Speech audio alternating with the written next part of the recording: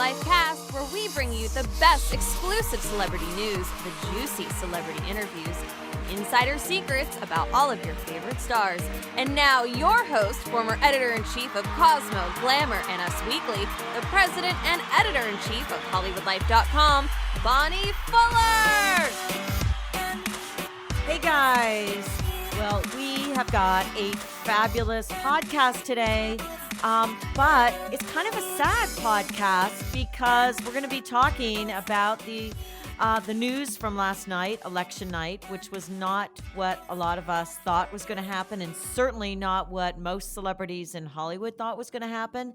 There are a lot of sad faces in Hollywood, in LA, Hollywood here in New York, and around the world. And so we are going to fill you in on what celebrities are saying and also what we think, and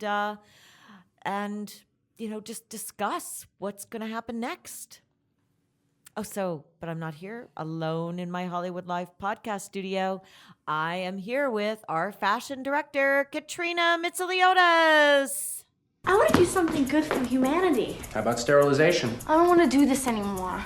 My buttons, they don't feel nothing like steel. What the hell is that? A dress. Says who? Calvin Klein. You're a virgin who can't drive. There we go. Always some complications, but hello, Bonnie. Last 24 hours were definitely an emotional roller coaster. They sure were. Here at Hollywood Life, we covered the election last night. I mean, we've been covering it since it started a year and a half ago, but we had staff on, our election night team, and we were reporting. We had live blog going, so we were reporting every race that was won and state that was won, and we were working until about 4 a.m. last night, until after Donald Trump came up on stage at the Hilton here in New York and gave his victory speech. So we're all kind of tired today, but I'm proud of our team and of the work that they did. But we have somebody else here in our Hollywood Life podcast studio, and that is our producer, Gino Orlandini. It's Gino, the producer, dropping beats and dropping that knowledge. Yeah, Bonnie, it's all about timing. That's what makes this podcast run. It's a well-oiled machine. But we have a lot of weird stuff going on today. We're now broadcasting our podcast onto Facebook Live and soon YouTube and our website. So we're going to be we're taking over the whole internet with this podcast. It's no longer a podcast. It's going to be a web TV show hosted by yours truly, Bonnie Fuller, with me and Katrina sidekicking the game. But quickly, I should mention we do have I know you guys are a little down. We all had a long night, and it was a hard-fought battle, and we've been covering this election for months. But we're going to have a little comedy relief at the end of this episode. The comedian, Nicole Byer, is actually going to stop by. She's amazing. So cool. Yeah. You guys know her from MTV's Girl Code and from being just hilarious in general. Stick around for that interview. But first, Bonnie, I know...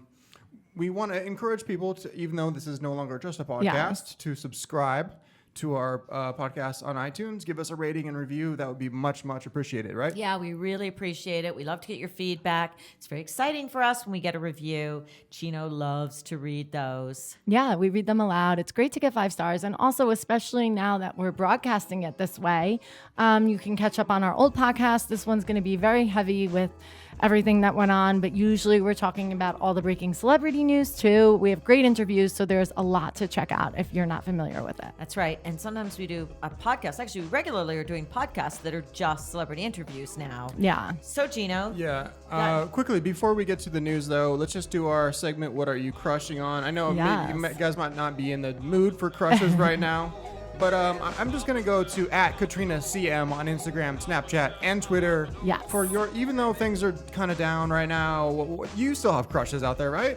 I do, but I'm going to go with Hillary Clinton. I mean, I got her this week, and I know we have a lot to talk about that's so politically charged, but I just thought her speech this morning was so gracious and dignified, and her message was really inspiring. So even though, she didn't win, I still have to give it to her. Yeah, totally. And you can imagine if it was on the other side, that I don't even think we would have had a concession speech. It would all have been about it was rigged. I'm getting the lawsuits out. We need recounts.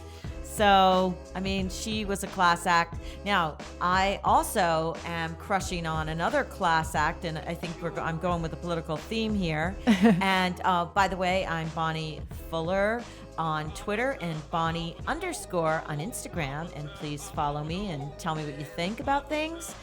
So I'm crushing on Michelle Obama because our First Lady is just like the best First Lady that could ever possibly be. I mean, she was an utmost star campaigning for Hillary and also for pointing out that we need common decency in this country. Unfortunately, somebody who hasn't had a lot of common decency got elected, but that doesn't take away from her message. And now what's really interesting is that there's been a huge surge all day on Twitter with people saying, Michelle Obama 2020. People want her to run for president in 2020. I am all for that. Gino. Michelle Obama has so much swag. I can't agree with that more. She's the best. I mean, if you see her dancing on Ellen, that's life right there. She has life. She's just the best. And yeah, Michelle Obama 2020, right? I mean, I'm all for that. Isn't 2020 supposed to be Kanye's year though? So we'll have to see. Yeah, a lot of people are urging Kanye to run for president too. To start his campaign. He just might win. I think anything is possible in America. Anything is possible now. Anything. Who knows? Maybe free Yeezys for everyone. With that, you get a Yeezy. You get a Yeezy. All right. So, you can follow all my crushes at Gino Orlandini on Snapchat, Instagram, and Twitter. I do it all, and not very well, but feel free to follow me. I'm kind of a mess, but I do post a lot of photos, mostly of my dumb face and what I'm lifting. You're a selfie king. I take some selfies, and I photograph the weights I'm lifting. I mean, I don't have a very interesting life, let's be honest. But what is interesting is this song called Blue Jay Season by Tory Lane that I'm really feeling right now, and I know everyone's been kind of down, so let's just go to break with like some jams. Yeah, I heard word around town, it's a poppin' now. Bad bitch recline my seat before she top me down. Just invested in 2 choppers and they on me now. Bitch, all you hear is grrr, grrr when I'm hopping out. Put them bitches in the Range Rover. Hit a mission with my niggas, then I change clothes. Niggas running for that paper like Usain Bolt. You hit my bitch, I fuck your girl, that's how the game go. You know how that saying go. Girl, you know I'm popping out. Okay, we are back. I had a little sip of tea there, and now we are back, and let's just dive right in. Listen, there were a lot of celebrities who were throwing themselves into the campaign, and almost all for Hillary Clinton. There were very few celebrities, actually, who were standing up and endorsing Donald Trump. I think Clint Eastwood, Scott Baio. That was about it. Meanwhile, Beyonce and Tila Jay-Z. Tequila. Don't forget Tila Tequila. Don't and forget. like Oh, Caitlyn right. Jenner for a minute there too, right? Yeah, There yeah. was some. a minute, and then she backed off after. Scott Yeah. Baio. Did we say yeah, we him? said Yes, Scott we did. Baio. Yes, it was a handful. Hulk Hogan, maybe. I'm just speculating. But listen, Beyonce and Jay-Z, they hosted a huge concert for her in Cleveland on Friday night. Bruce Springsteen and Lady Gaga, Bon Jovi, they all sang for her on Katy Perry, Sunday night. yeah. Katy Perry. Miley Cyrus and Katy Perry went to college campuses to meet with students and urge them to vote. Lena Dunham has been really vocal too. There's a lot of celebrities who Yeah. are super vocal. Chrissy Teigen was super vocal, John Legend, and really getting behind Hillary and urging people to vote. I mean, Kendall Jenner was wearing T-shirts to say vote, and Rihanna. Even Rihanna, and she can't even vote. That's right, Chris Yeah. Brown. So we had a huge gallery on Hollywood Life. It's still up, of all the celebrities urging you to vote. Now, maybe it worked because a lot of people came out to vote. They just only half of them voted for Hillary Clinton. And it's interesting because slightly over half of the voters did vote for Hillary Clinton. She won the popular vote. However, when it came to the Electoral College, she tanked. You Yeah. know, she lost by these razor thin margins, 1% in a number of states. Yeah. But she still won the state, so that got her there. Anyway, the celebrity reaction was immediate. So Hillary Clinton was supposed to have this big event at the Javits Javits Center, yeah. here in New York City, and apparently Katy Perry and Lady Gaga were backstage, and Katy Perry was going to sing the national anthem, and Lady Gaga was going to perform for Hillary, and they were sobbing backstage. That's the word. Yeah. And then, of course, everybody ended up leaving the Jacob Javits Center, no event. And Lady Gaga went to in front of Trump Tower and staged her own protest. Yeah, she was like standing on a sanitation truck, holding up a sign, really moving image. Yeah, and so there's been a lot of celebrity reaction since this happened, and it started last night. I guess the little monsters don't vote, right? Yeah, well, listen, they may have. I mean, yeah. They may have voted. But what we see is there's clearly a huge divide in this country, and that's like a 50-50 divide. I mean, the problem is we see that every 4 years. It's pretty razor close. It's not. I mean, Obama had a pretty good margin in 2012, but a lot of people thought Al Gore was going to win back in 2000, that and then was that really came right down to the razor-thin. wire and went. If you guys remember, weeks after the election, and went to the courts, ended up deciding and. So, I mean, I think this country has been divided, and I think it continues to get more divided. I think the conversation that we're having in this country, especially on cable news, is really divisive. And personally, that's what makes me most upset, and especially I'm sure there's a lot of people listening or watching out there, and I do think it's important, that we, of course, respect everyone's views, and everyone is entitled to their own opinion, and that's what makes democracy so great. It's just been such a year of so much hatred and even social issues, and that's what upsets me most, seeing the division there. I think we could all benefit from a little compassion towards one another, regardless of what side you stand on. Right. Well, here's the thing, is that, I think that we in past campaigns, there's been disagreements about should we have bigger government, should we have lesser government, should we be spending more, should we be spending less. But in this campaign, there was just a tremendous amount of bigotry and misogyny, and lots of, and from Donald Trump himself saying he wants to ban Muslims from the country, and insulting the Pope, and talking about women as pigs and slobs and dogs and bimbos. And so, the thing is when the commander-in-chief says those things, other people say them too. We've seen children getting bullied all over the country. Of course. Because because their skin is a certain color, or their different ethnic backgrounds. He called Mexicans rapists and murderers. Yeah, his bad hombres. I don't think that we should link specific incidents across the country, though, and blame it all on Donald Trump. I mean, this is a larger movement. 59 million people voted for Donald Trump. Like, this is not a Trump phenomenon. This is an American phenomenon. Yeah, no, I agree with you. I just think it's, and I struggle with this because, I don't think Donald Trump is even this ridiculous conservative Republican out there who believes with all of these, aligns with all of these social issues either. I think he just would have said anything to get the seat. I think he has more of an ego concern than anything else. It's just, I do agree with Bonnie in the sense that when you're passing the torch to someone like that, you're saying it's okay. Look, and that was the big thing when all the tapes leaked, like, oh, well, there's a lot of guys who say stuff, this and that. And, you're talking about the Billy Bush tape. Yeah.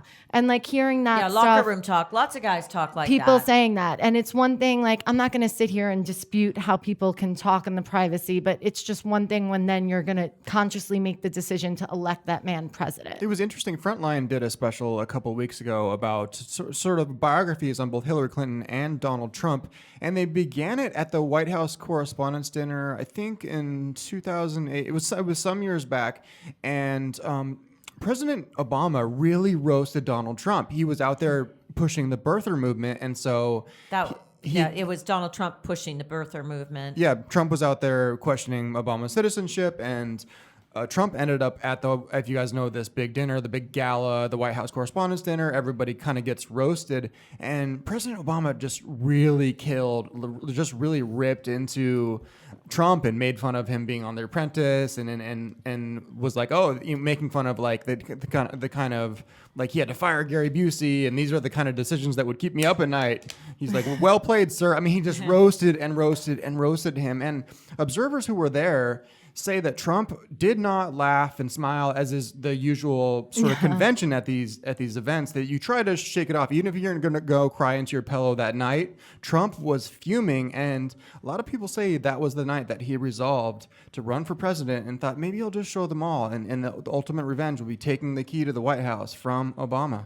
Well, he got his revenge, but listen, as you said before, he couldn't have gotten elected if people didn't agree with his views. Yeah. And I think that is what's so upsetting to us and to so many celebrities, because, here, millions of women were so excited about having a female president, somebody who really would, set the standard. Like, if a woman can break that ultimate glass ceiling and become the commander-in-chief, then anything is possible for women. And just think about it. Women didn't even get the vote until the 1920s. It was barely 100 years ago. And so, this just represented so much. And Hillary Clinton has spent her whole life in public service and trying to do good for families and for children. And I know lots of people don't like Hillary Clinton, and I really feel she got so much mud slung at her during this campaign. And those damn emails turned out to have nothing in them.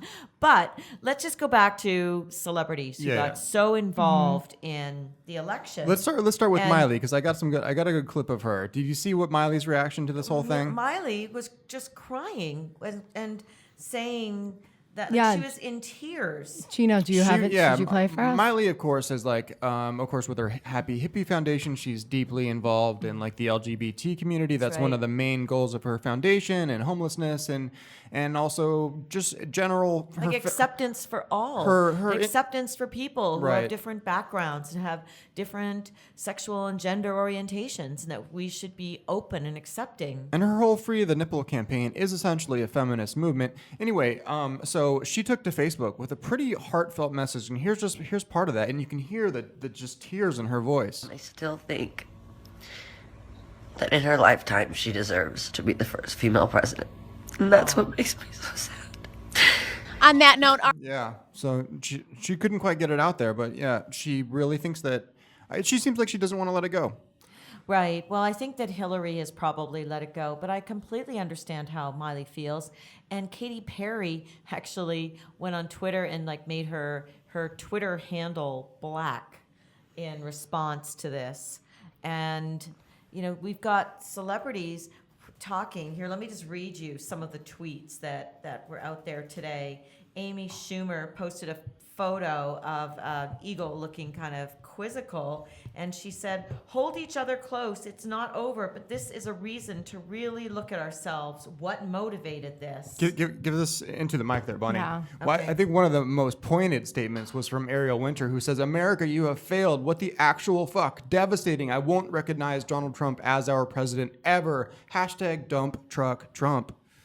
So and then there's a whole group of people who are kind of like never Trump. Right. Here's what Katy Perry said. "Do not sit still. Do not weep. Move. We are not a nation that will let hate lead us." And then Jesse Tyler Ferguson, who's also really been an outspoken advocate for minorities. And he said, "I'm taking tonight to grieve for minorities, women, immigrants, Muslims, and the LGBTQ community. But tomorrow I'm waking up ready to fight." And Seth MacFarlane, well, actually, first, let me read you what Ariana Grande said. She said, "Well, this is utterly terrifying." And she said that she was crying last night. Yeah, she said she was in tears. Yeah. Seth MacFarlane said, who's the comic, "Some didn't like Bush, some didn't like Obama, but this is different. Forget dislike. Many are genuinely fearful now. This is new." And I agree. I think there are people who are really afraid because the whole idea that Trump put out, that we have to stop being politically correct. Now, when you're politically correct, you don't say things that are really cruel and nasty and mean and also insulting. And now people think it's okay to say those things. I don't think people think it's okay, but I do think that... No, I think lots of people It think does it's encourage okay now. some of the, behavior, the racist and terrible behavior we've seen. I do agree with Bonnie in some aspect, but Hillary Clinton and I would say the American left lost more than half the country with this constant language police game where you can't say anything without everyone piling on top of you. I think it's just gone too far, and this is the reaction to it. I mean, And- you can't, and you also just can't call a spade in general. I mean, I think another place where Hillary Clinton and the left and Obama is included in this have let down America is with how we're talking about Islamic extremism, and we're not using the word Muslim or Islamic. We're pretending that it has nothing to do with religion. I completely disagree with you, Gino. That's not why they're not calling it Islamic extremism, because first of all, that encourages the extremists to by pointing out that it's a religion. It's not a religion. These people are not really religious. Bunny, These I know people are terrorists, and so that is the reason that they haven't used that is because it encourages them to be able to recruit and say that the West is against you. I realize that is the narrative, and that is the talking point on the left, and that's I don't consider myself on the left. I consider myself like in the center. That is the talking point that the left has used, and that America has rejected. I mean, these people are telling us that they are religious. They are screaming Allah Akbar while they are committing these atrocities, and to pretend that it isn't religiously motivated just doesn't make common sense to people, and so it just doesn't seem like we're dealing with this problem honestly. And that goes for a lot of things. There's just this language game that goes on where we can't call things as they are. I think what we saw too is, and we talked about this, Bonnie and I, a little bit before we started the podcast and recording, but I think a lot of people in general just felt some political fatigue, and they feel it's not even necessarily a Republican or Democrat thing. They just feel so fed up, and Donald Trump came in and was just kind of like an average guy saying what everyone's thinking, supposedly, whether right or wrong. And I think that message resonated a little bit more with people. And that's the scary thing, because I don't think what people understand at the end of the day is there's also a lot of huge social issues and economic issues that are, can really affect people's lives. And it's not just about liking what comes out of his mouth at a debate. Well, I think what we've seen is that there's the middle class's income has flagged over the last 20 years and has not kept up with the pace of inflation. So while we're here in New York talking and obsessing about social issues and about, important things like empowering the LGBT community and all these things, it's not really hitting home in sort of the Midwest and communities across middle America where the day-to-day concerns are pocketbook concerns. Right. But then the problem is that often people vote against their own self-interest. And Donald Trump's tax plan, it does not help people who are middle or lower income. It gives 99% of the tax breaks to the 1%, the very people that have already been getting the benefit from the economic policies that Congress has really supported. And Congress has been dominated by Republicans for the last 8 years. Well, I think what people are reacting to, though, is a rejection of more of the same. I think people are right to think Except then they voted in the same, because they're getting Donald Trump's policies for when it comes to the economy are essentially the same, in that the tax breaks go to the rich, and they go to people like him, not to help people who need support. And getting rid of health care, 22 million people are going to lose their health care. But this is not how people vote. People vote with their guts, and there's been lots of data on this. There's been a lot of research on this. People go in presidential elections not on issues. People don't vote. There are single issue voters out there, but people vote for what is my gut about this guy. And when you saw the sort of word charts on the associations that were around Hillary Clinton, it was all like liar and dishonest and untruthful. People just didn't fundamentally trust her, and they were looking for something different. I'm not saying I agree with that narrative. Well, I think especially that's what because happens. he lied.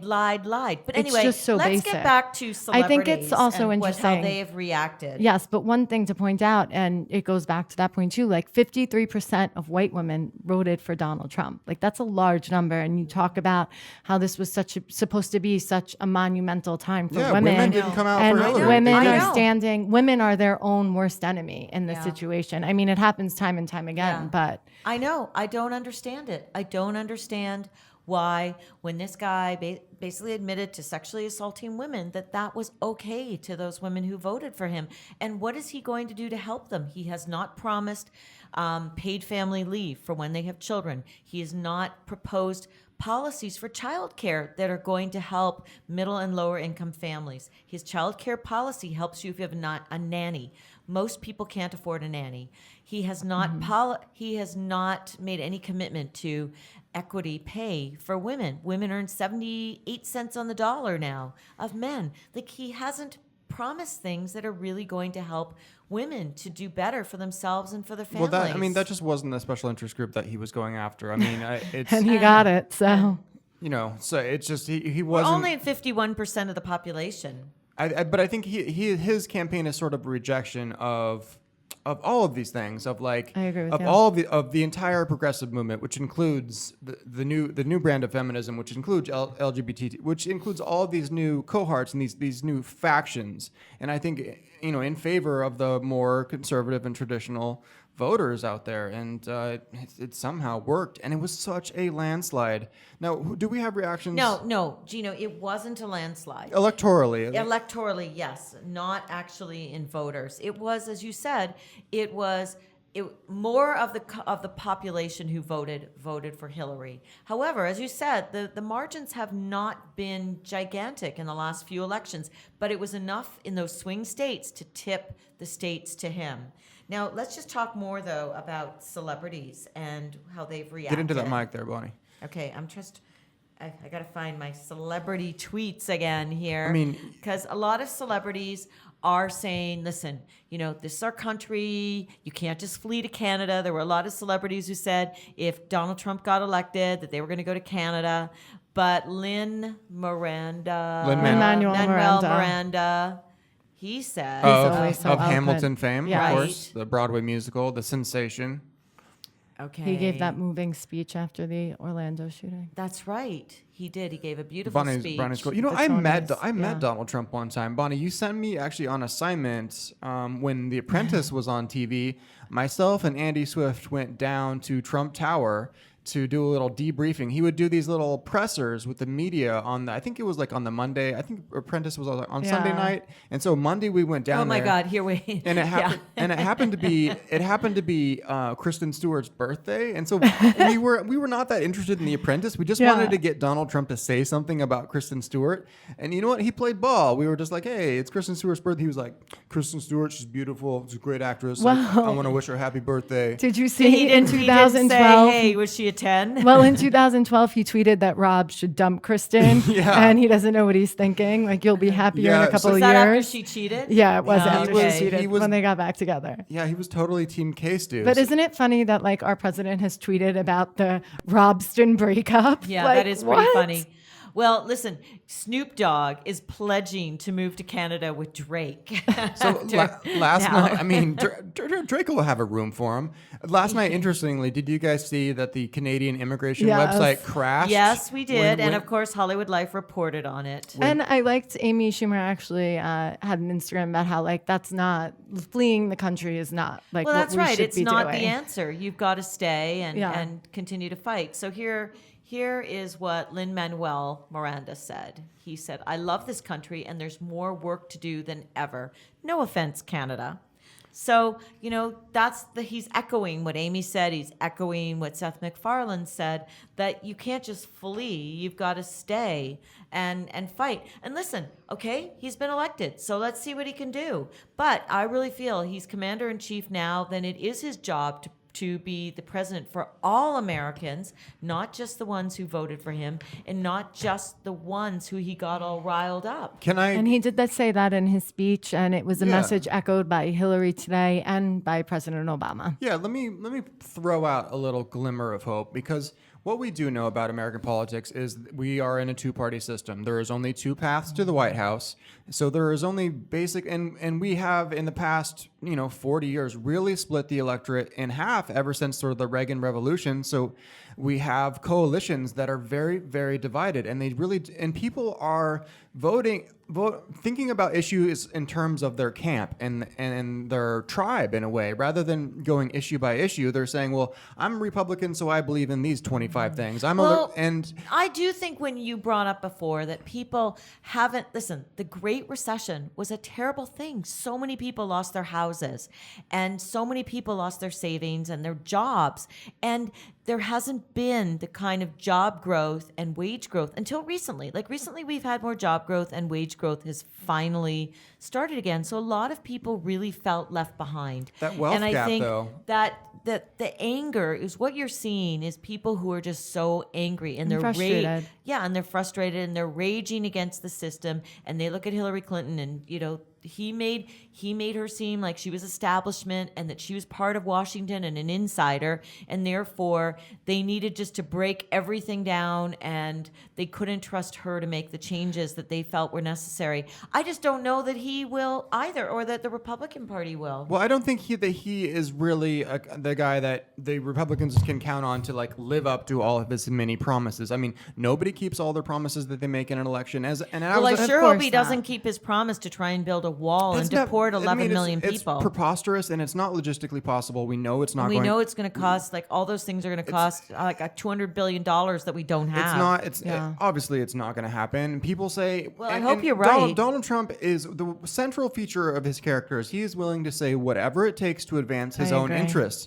That is his brand. He is not a CEO. He's a salesman. He's the salesman in chief. And when he gets into office, you better believe he's going to double cross anyone he wants because he wants to remain popular. I just don't think that he's going to live up to all of his pledges. He said what he had to say to get the people who voted for him to vote for him, and it worked. But now what? Yeah, now what? exactly. Like now what? Because he got the seat, so now what? Now it's time to cover. I know, but so are people like his supporters going to be angry when he doesn't build a wall? Of course they will. Are they going to be angry when he doesn't create a deportation force? Are they going to be angry when he doesn't ban Muslims from coming into the country? I mean, President Obama's... I hope he's not going to do these things. We don't even have the money. Like, we need money to build bridges and to fix our roads and to fix our railway systems. And those things would create jobs. I just hope that that's what he really does focus on, is helping people lead better lives and creating new types of jobs. I mean, everybody fails to live up to their campaign promise. Obama said he was going to close Guantanamo Bay right away. He said we were going to get a healthcare system with a public option, and none of those things came to pass. You know, it's like and he tried, but people don't live up to their campaign promises. It's all bluster, and we really have no idea what it's going to be like. And maybe that's a little scary, but I think it's hopeful too. Well, Gino, you did argue for Donald Trump in our debate the other day. I am not hopeful though, because satirically.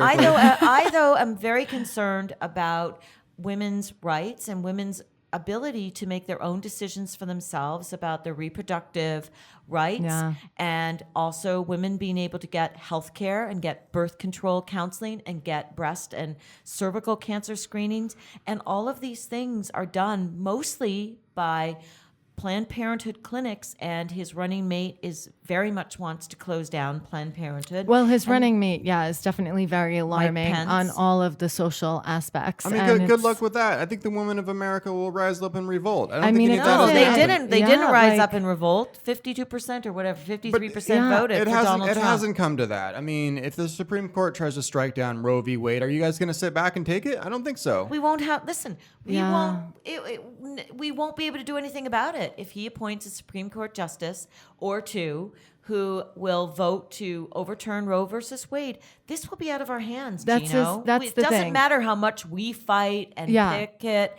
and argue for it and say that we don't want the government in our uteruses. It won't matter. I just have such a big, the social issues here are so scary. It can set us back how many years? And that's when the whole issue of hate and respect comes in with individuals. I don't know. I agree. It's really scary. What comes down to is we'll have to see who he appoints in his cabinet and who's advising him, because obviously, I mean, it's kind of remarkable that the one job in the United States that you can get without any experience is president. It's scary. Billy Bush lost his job at the Today Show for saying the things that he said, which was nothing, basically just listening. He got fired for listening to Donald Trump. Meanwhile, Donald Trump got elected to be to be the president of the United States, the most powerful job in the entire world. I mean, on the plus side, we are a celebrity news website, and a celebrity is now president of the United States, right? Oh, goodness. Okay. Well, listen, usually, I mean, President Obama and Michelle Obama have hosted a lot of celebrities at the White House and, have had a very friendly relationship with Hollywood. So it's going to be interesting to see, which celebrities come to the Trump White House.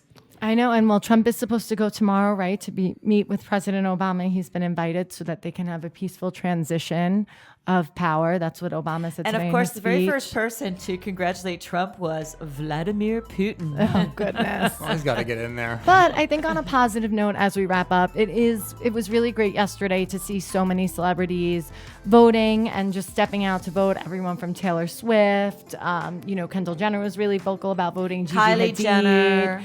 Yeah, so it was really cool to see, all of the stars that we track every day taking a stance, because it is important to vote. And I think more than ever before, it's important to know that your voice can be heard. So. Well, and you're going to have to get ready to do it again in Yeah. 4 years. Start getting ready now.